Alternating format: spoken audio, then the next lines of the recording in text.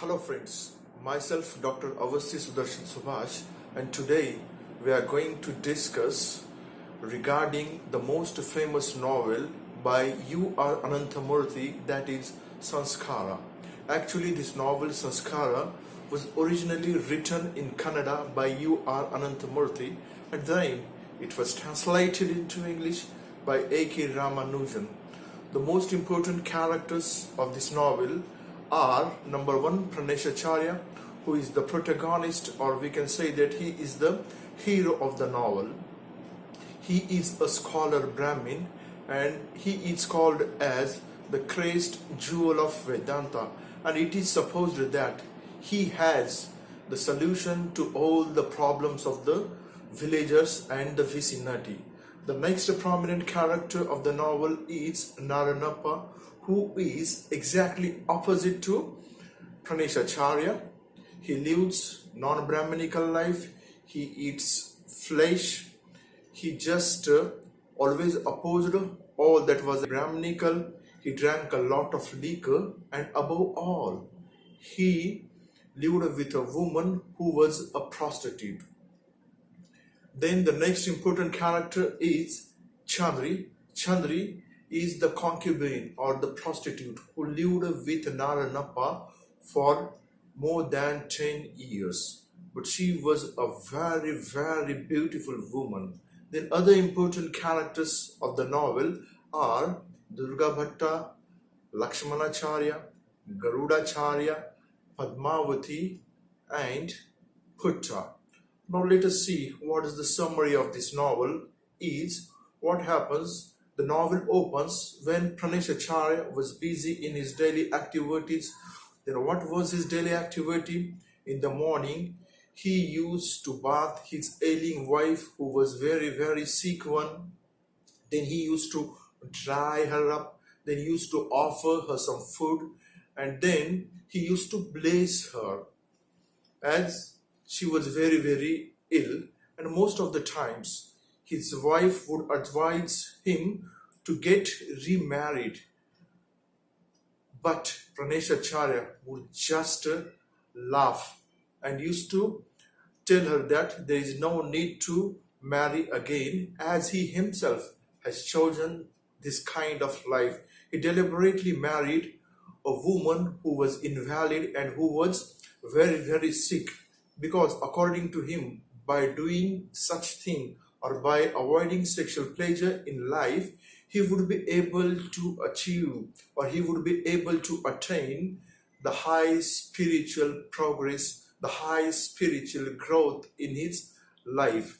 And he used to say, in this way, I would be ripe and ready. When the novel opens, Acharya just performed all his daily activities, and suddenly Chandri, the concubine or the prostitute, who was very, very beautiful, she comes to Acharya and she tells him, Acharya, Acharya, Naranappa is dead.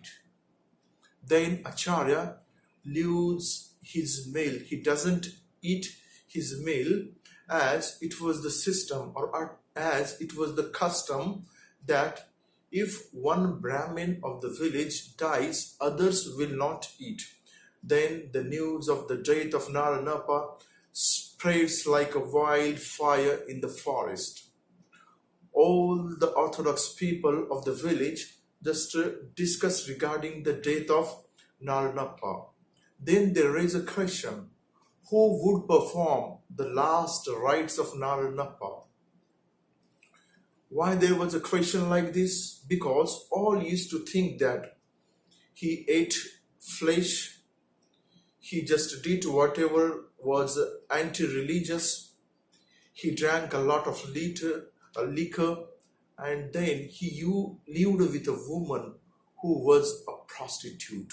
Though she was beautiful, but he left his wife, he abandoned his wife, and he lived with a beautiful prostitute. So many people of the community raised the question, was a Brahmin when he died? There was no solution to anybody. Then as expected, everybody approaches Acharya for the solution to the problem. Then Acharya tries to find out the solution in his scriptures, but to his astonishment or to his surprise, there was no solution present in the scriptures or in the religious book. Then again, a lot of discussion takes place. Chandri was just sitting huddled in the corner. She was patiently watching the situation. Then suddenly she gets up and she tries to remove her bracelet, her golden thick chain from the neck, then her bangles and other golden ornaments, and she again offers her 2000 rupees also to the person who would perform the last rites of Naranappa. Everybody gets shocked at this. Everybody just starts calculating what can be done with this gold and with this money. Again, the problem gets aggravated. The problem gets more complicated. Who would do it? There was again, this Anusaya was present at the time of this scene. She was crying a lot.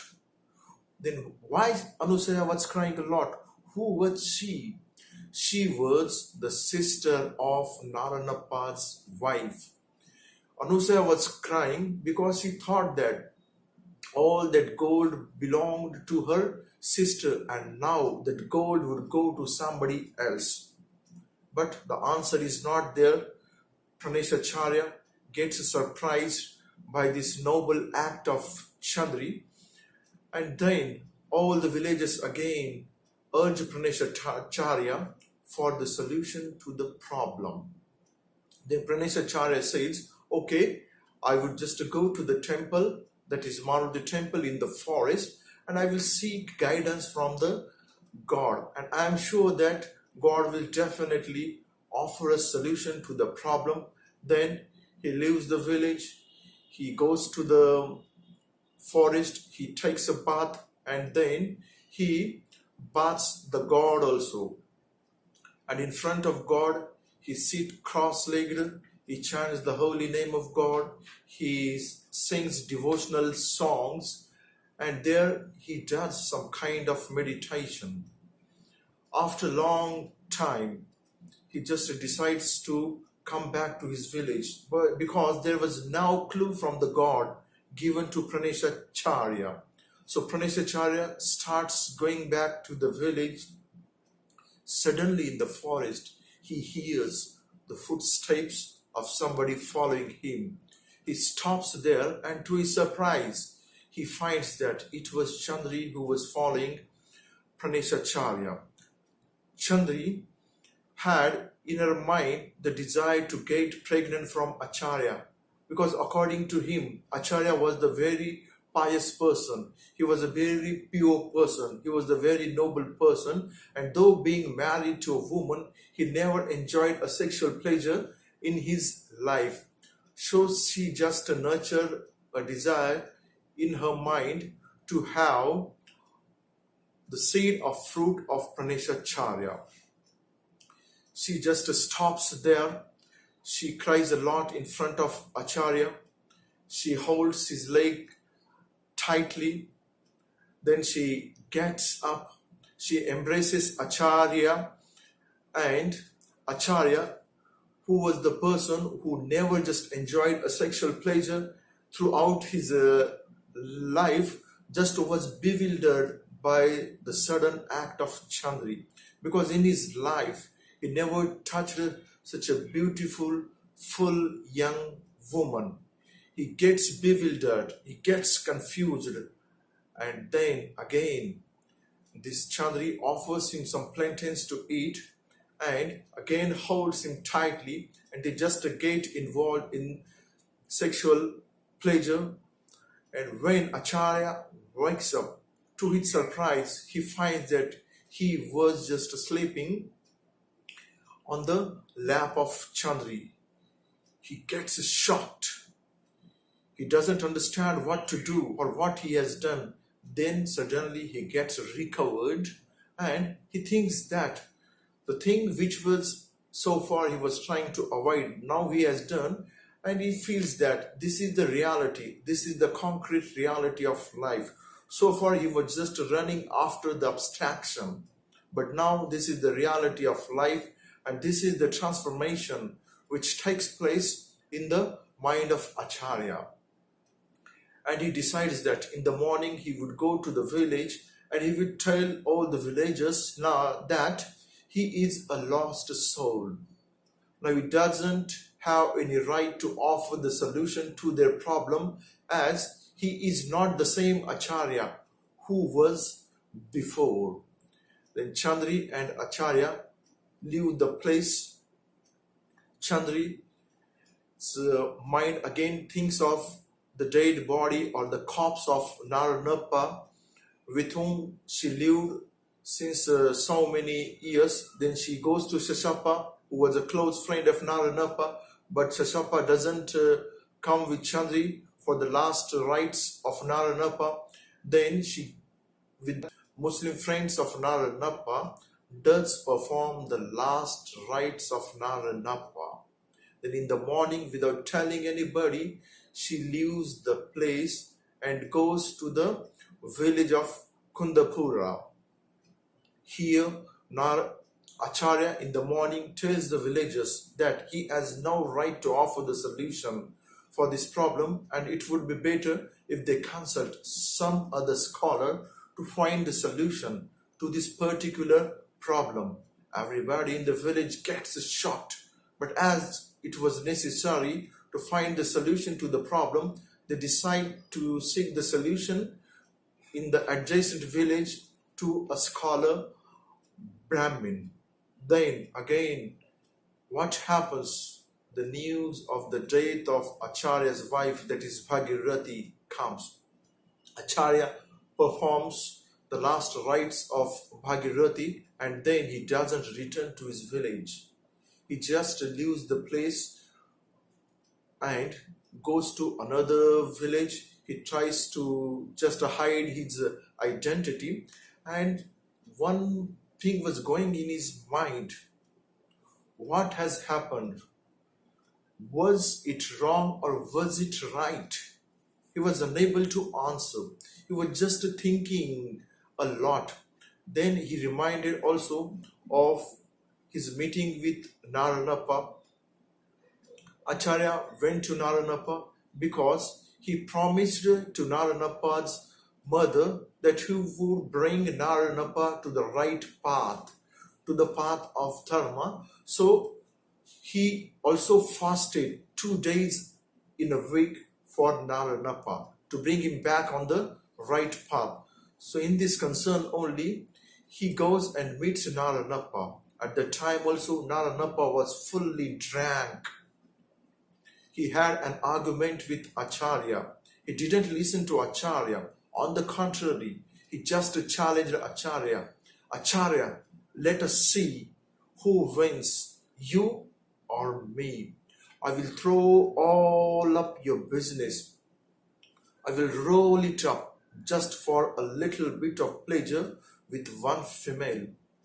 These very words of Acharya haunt his mind. He thinks that the same thing has happened now.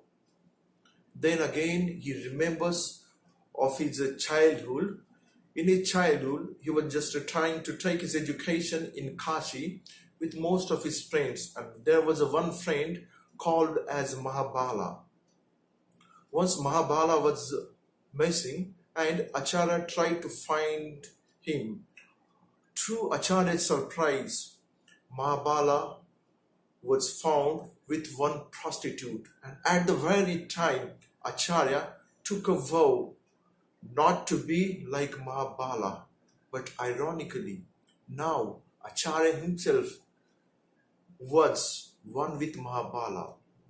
He behaved like a Naranappa. He behaved like a Mahabala. So this was a kind of tormenting situation to Acharya. He was thinking the same.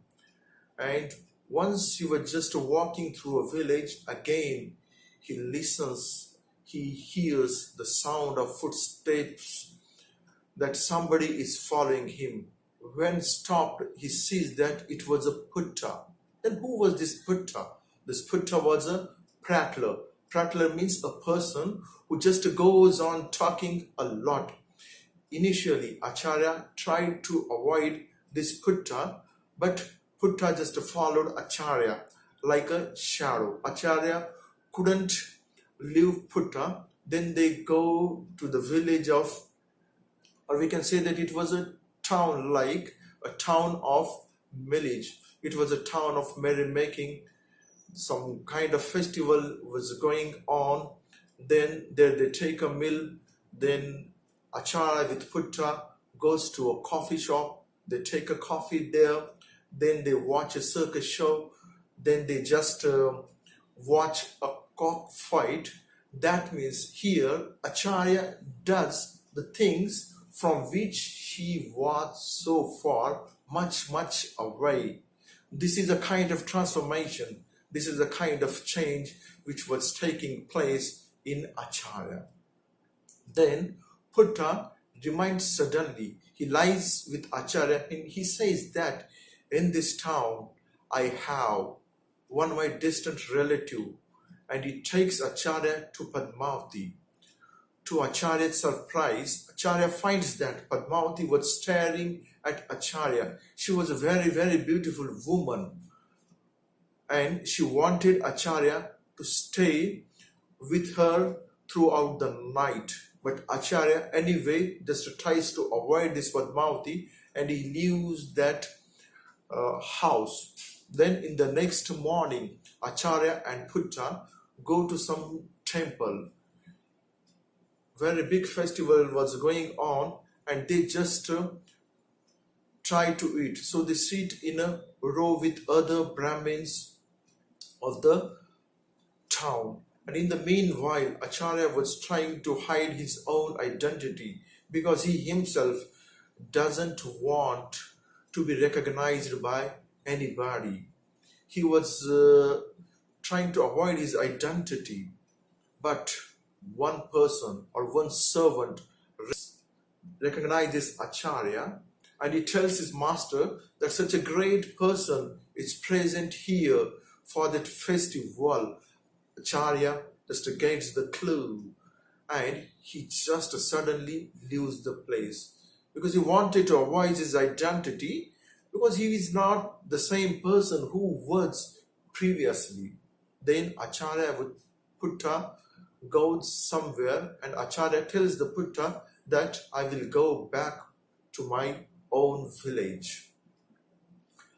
Then the cart comes. Acharya sits in the cart and goes back to his village. The novel ends here, but the novel doesn't conclude because nothing is sure. What will Acharya do after going to his village back? Will he be the same Acharya, or will he carry his newly found identity? The novel has an open ending, and this is all with Acharya, and this was the summary of the novel. Thank you very much.